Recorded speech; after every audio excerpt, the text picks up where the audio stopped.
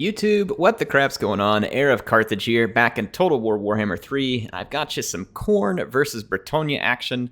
This is actually going to be the first of two replays using the same faction between Dov Plays and I wanted to show you these two battles because I thought there were some fun lessons learned here.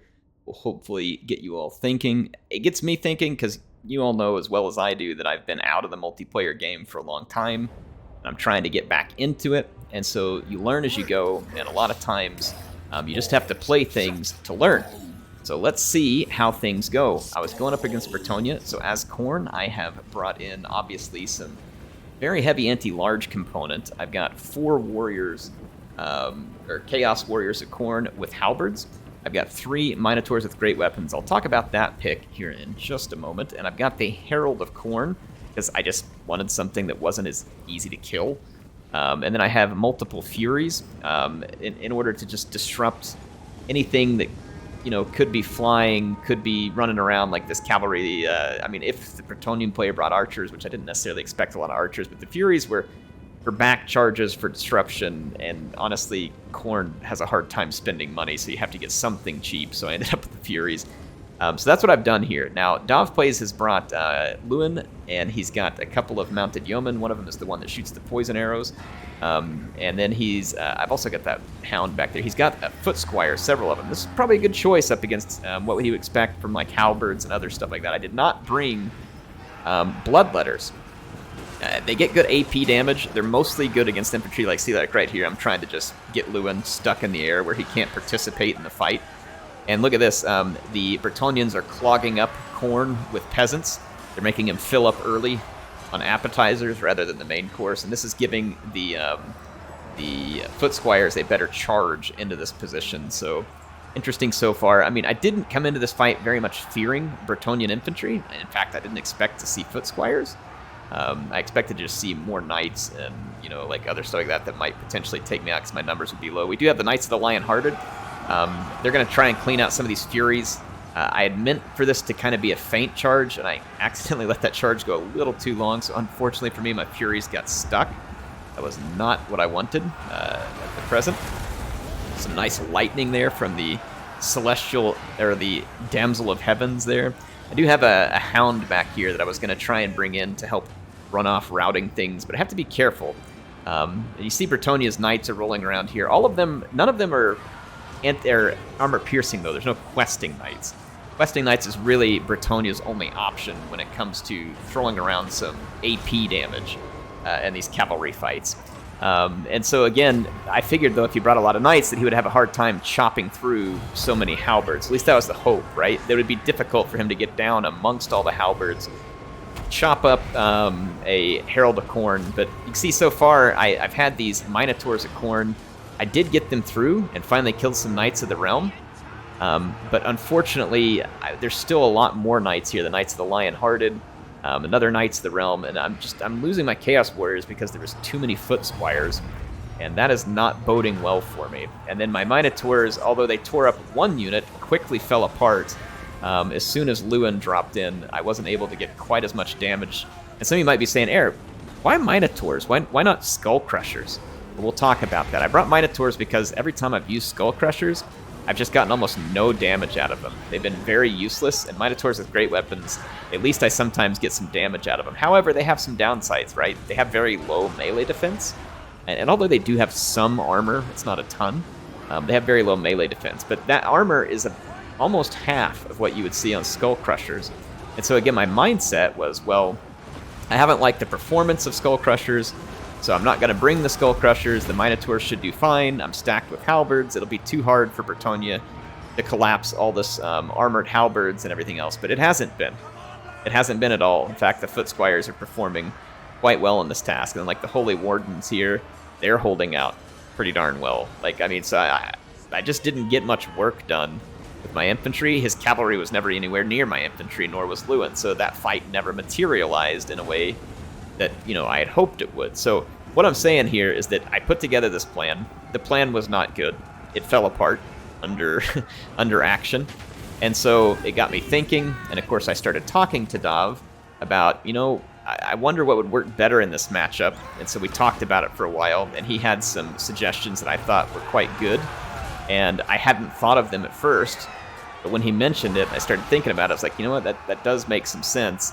And so again, sometimes it's helpful when you want to learn more about the game that you just play it and talk to people and think about like different ways of doing things, because one person isn't very good at thinking through every option, right? So I get wrecked here, and I decided, hey, let's play another one, and let's try some of those differences we discussed. Let me go load up that replay, and I'll show it to you. So I rethought my army and took some suggestions in from Dov, and he had thought Skarbrand would be better. And see, I hadn't thought much of Skarbrand because he didn't possess any anti-large, and so everything I was picking was anti-large, anti-large, anti-large, which is good, right? I mean, Bretonnia has a lot of large, but sometimes you may, like in my case there, it's almost like I overloaded my mind with one thought process of everything having to be anti-large, and it doesn't necessarily have to be the case. So we played the battle the second time. Skarbrand is not anti-large, but he possesses a ton of hit points, quite a lot of armor, and he's very difficult for Bretonnia to kill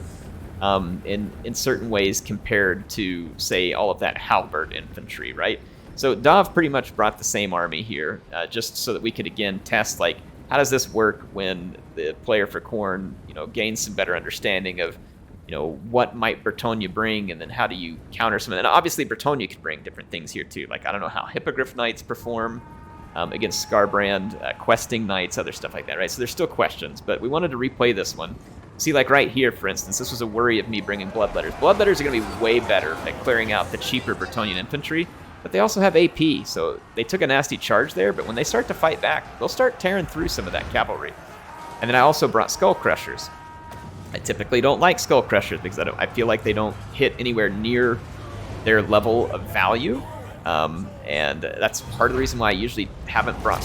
Now, Skarbrand can hit at his value, but a lot of the times why I'm always worried about bringing him is because he's such a massive target. You can see right here, he's already taken some pretty severe damage from Lewin. Like, he's chunking at him here. But Skarbrand can really tank out some hit. Look at that, he's almost down to 25%, or 75% of his health. But you can see here, my heavier cavalry now also poses a threat for Bretonnia. Without those questing knights, without the Hippogriff Knight, how do you cut through that as easily as Bretonnia, right? And you don't, is the answer. It's a lot harder. So see how things are already playing out differently. I mean, the Bloodletters are cleaning out his infantry far faster, and although his cavalry is hurting my Bloodletters, it's not entirely destroying them immediately, right? And so it's allowing these Bloodletters to get more damage done. You can see I can kind of trade them into a fight and pull warriors back and let the Bloodletters deal with some of these foot squires and stuff sometimes.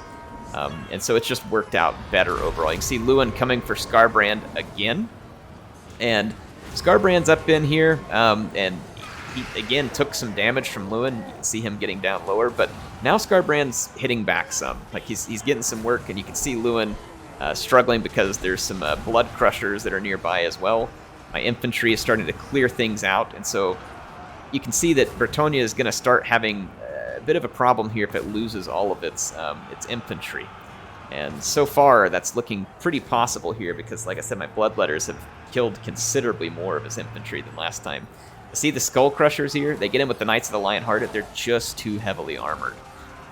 The Knights of the Lion-Hearted did a little damage in the charge, and then even though, for instance, like he throws these Spearmen at Arms over here, Spearmen aren't AP, so yeah, they're chunking out some damage on the Skull Crushers, but they're not going to just slice through them, right? And so see, I can retreat away from that infantry and then just fight his Knights of the Lion-Hearted a little farther away and finish them off. So over here, he's shooting at my Skull Crushers. Doesn't much matter. They're so heavily armored, it's just not going to do a whole lot. So see, they're a unit that I had a bias against from previous experience, which made me decide not to choose it. Yeah, see, Lewin that fight's turned against him with Skarbrand. So he's now struggling to finish Skarbrand, and every other unit on the battlefield is also struggling to finish Skarbrand. So again, my major worry with bringing Skarbrand is like, he's too big a target. It's too easy to go after these big targets, and that is true sometimes. That happens. But, you know, that was my initial thought, is maybe I should bring Skarbrand to the fight, and I didn't. And then Dov had mentioned how he would pick Skarbrand, and I was like, well, maybe I should try it, right? It didn't make sense to me, but here it is. Here's Scarbrand chopping through Bretonnian peasants. Here's the Skull Crushers that I thought weren't going to be good. Again, smashing all over Bretonnia. Now, I don't, again, Dov didn't get the benefit of changing his army to counterpick what I was going to bring, right? But this just goes to show you that, sometimes what you initially think might or might not be a good idea isn't. You have to rethink the way that you're going to work things.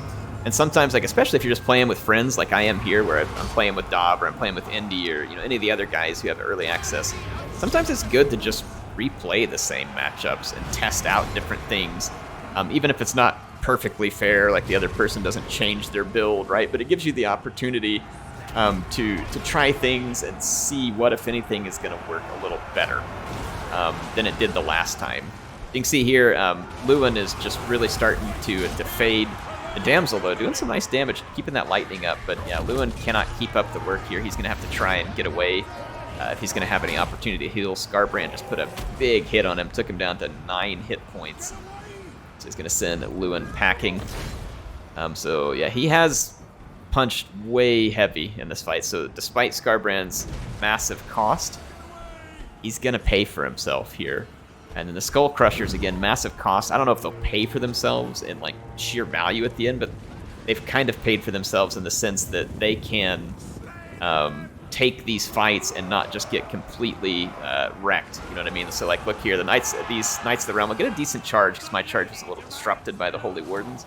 But then when they get into that fight, just look how that heavy armor starts to turn against, the Knights of the Realm. Like, so even though the Knights of the Realm got a better charge than me there, see that they can't finish my guys, and I'm able to get Scarbrand over there. I'm still not impressed with the damage output per se of the Skull Crushers, but they are certainly quite strong in the sense that they're a lot more difficult to kill unless you have the very specific tools for it. It'd be fun to be doing some heavy cavalry tests sometime soon to see which heavy cavalry units can actually just get the job done, you know what I mean? Which ones can beat each other head on, so we get a little more understanding of those. But because I really want to see where Skull Crushers fall in that realm.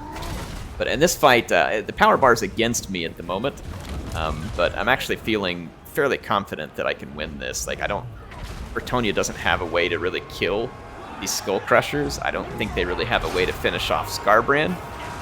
So I don't. The power bar is up here. Lewin, it looks like, is not healing at this point.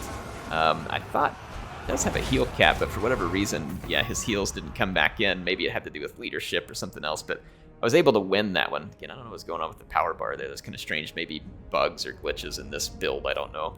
But in any case, the matchup changed, obviously, a lot there. So, again, I get the benefit of Dov not changing his army, but you won't learn stuff about the game until you start trying different things, right? And so one good way to learn, at least that I felt like from the last couple of days playing with these guys, is sometimes replaying a matchup and trying different things to see how it work. Do they change? How should you have approached it differently? How have units changed this build? So there's a lot of fun here to be had, and I think sitting down with your friends, playing some battles, you all enjoy it. You'll have a good time with it. Again, this was a learning experience for me, taking this matchup. I don't play a lot of these demon factions. I typically stick with more jack-of-all-trade type factions, like the Dark Elves, High Elves, like that type of stuff.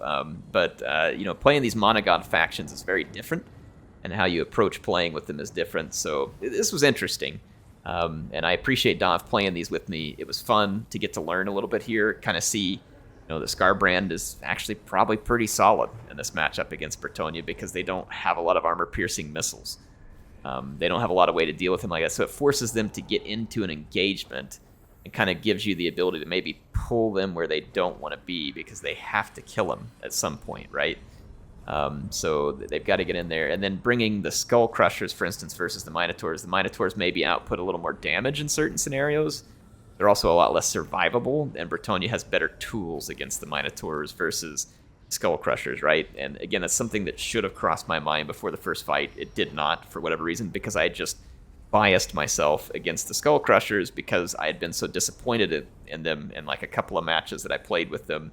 They had been so crappy, and so I completely biased myself against them and wouldn't pick them, and it cost me, right? So again, that type of thing is interesting. You sometimes just got to retrain the way you think. Obviously, I've got a ton to learn all the time, and I love playing these.